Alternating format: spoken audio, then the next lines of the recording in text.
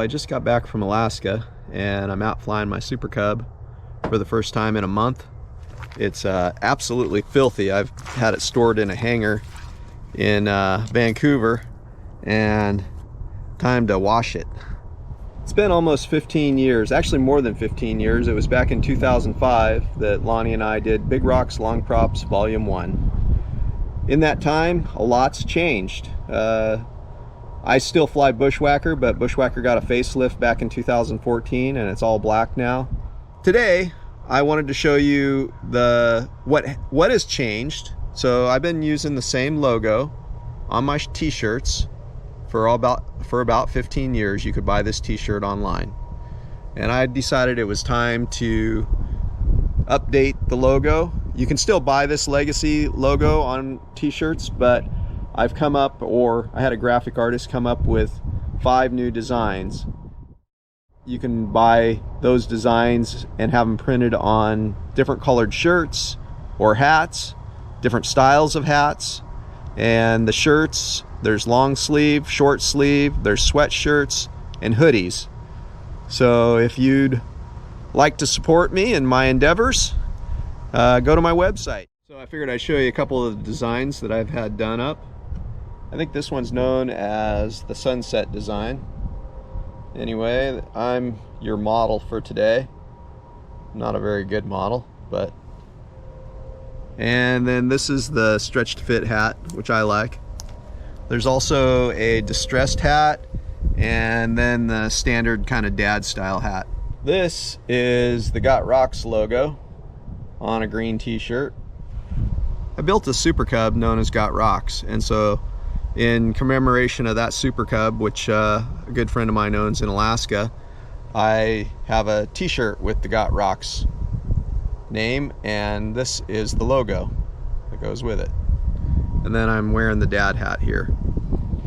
And then this is the We Don't Need No Stinking Runways logo. Right here. See if you can see it. There we go. Anyway, that's kind of the way I feel.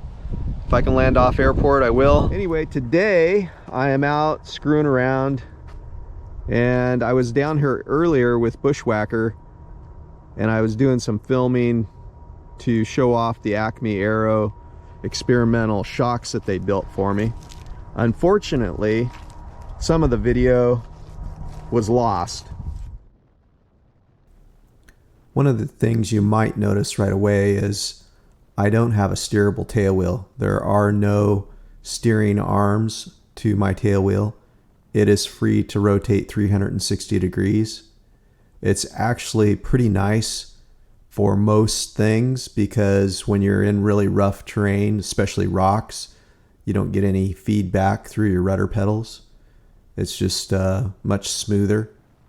The downside is if there's a really strong crosswind, you don't have a steerable tail wheel, so now you've got to use braking to keep yourself going straight, and your brakes can get pretty hot. So that would be the downside. This isn't something new. I've used this tail wheel free castering for over 15 years now with good results.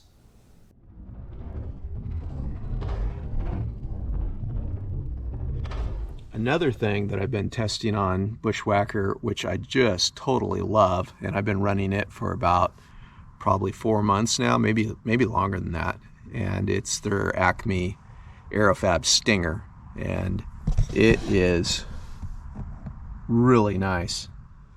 The thing that's great about it is it is truly a shock, and when you hit something, whether it's a huge bump or a lip on a high bank or a big rock, it just doesn't buck you like it did before. That shock actually works. And so very stable. You never feel like you're going to go up on your nose when you hit something hard with your tail. The second thing that it really does great, which I was actually struggling with before with my leaf spring, was I would get tail wheel shimmy on pavement. And so last year when I was heavy, every time I'd land at Merrill Field to get fuel or to reprovision when I was in Alaska, this thing would shimmy like a son of a gun. It felt like your tail was going to come off. And because you have all this adjustability, you have got heim joints here, you got adjustment here, and you got 3 positions for this bolt here. You can actually get the angle of the tail wheel head proper so that you don't have tail wheel shimmy. And so, you know, the whole month I was in Alaska, never shimmied once on me. So that's the second thing that it does really, really well. So I highly recommend it. The spot that I'm taxiing, taking off and landing here today is a place known as, well, called it digging ditches in other videos. It's a place that has been dug up to make it actually rougher than anywhere else on the island. And originally these ditches were rougher than they are now. They've actually over time gotten worn down and aren't as harsh as they were when they were first dug. But that being said, I don't think anybody can realize how rough this spot is unless they've truly landed it. To date, I only know of 3 people that have actually landed this particular spot. That would be me, Lonnie, and a guy from California in a carbon cub on 29-inch bush wheels that didn't know what he was getting into.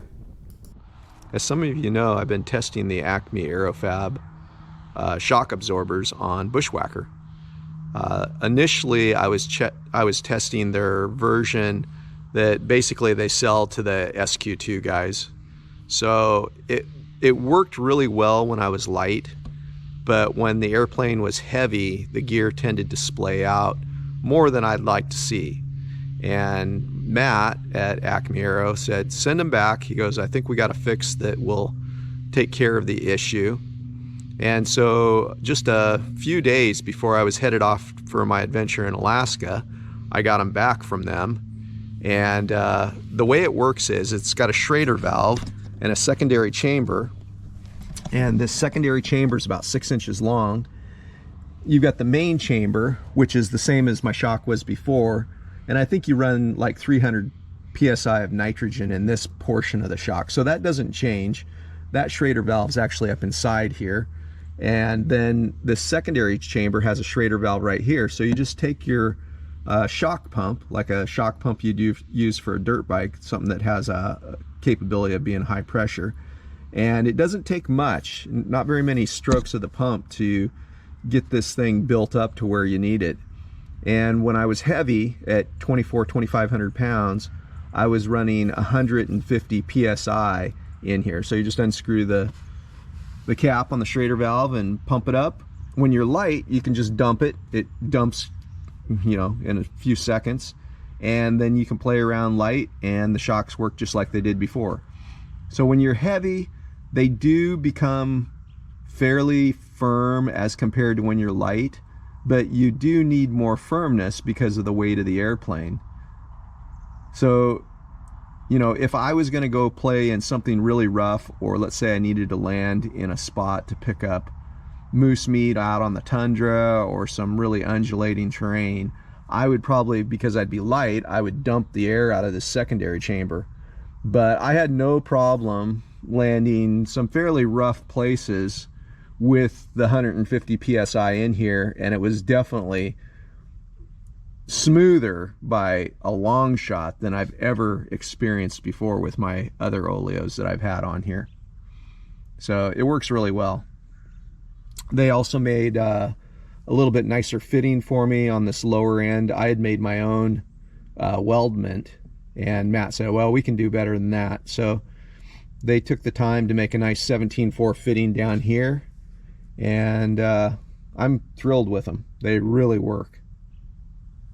And the guys at Acme Aerofab really treated me well. So I did 2 takeoff and 2 landings with each of my airplanes. Earlier in the day with Bushwhacker, there was probably maybe 4 to 5 miles of wind. And later in the day with the Super Cub, the wind had picked up. There was probably more like, I don't know, 8 to 10 miles per hour of wind. And Bushwhacker being the heavier of the 2 airplanes, it was definitely a little harder to control through the undulating terrain. I added some camera angles just to make it more interesting with the Super Cub. I had the cameras mounted to the airplane on Bushwhacker when I was doing the takeoff and landings with it. So here, you get a little different perspective from the ground.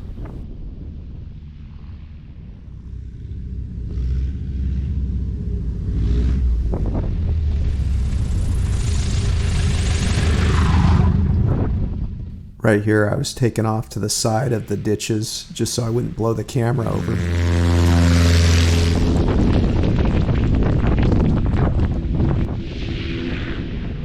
And this clip right here is my favorite shot of them all for the day. It really shows where a Super Cub shines in rough stuff. This particular day, both airplanes were configured about the same. I had switched the tool bag that I normally carry from one airplane to the other. They were both fairly low on fuel. I probably had 10 to 15 gallons of fuel in each. I've been running the Acme AeroShock on the Super Cub since I built it, so it's all I've ever known on this Cub.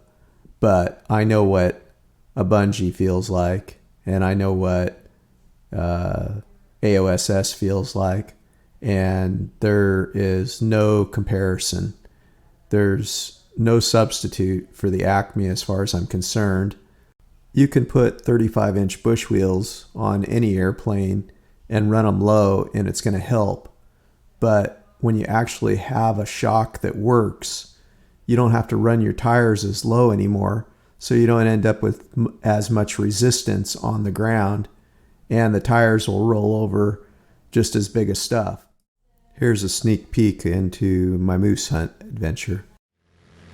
And I'm going to the gravel bar that we spent 13 days, camped out on. 10 days of it was during the hunting season. We were there a couple days early and ended up getting weathered in the last day, so got out a couple days late. This is an area that's not far from the Nebezna River.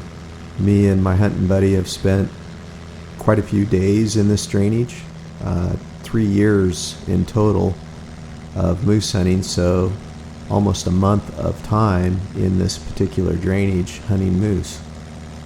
We had really quite spectacular weather. Not sure it was spectacular for moose hunting, but for camping it was great.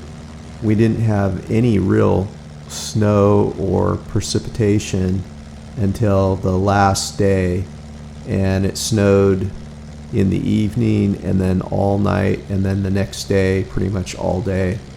And so we ended up with this beautiful blue sky the day after, and everything looked totally spectacular. I'm starting my approach here into the upper gravel strip that we use for our moose camp, and I decided to land a little short today because there was snow still on the gravel bar and I didn't want to be slipping and sliding, so I landed in the rougher stuff, and you'll see what happens when I get in the rough stuff. What happened?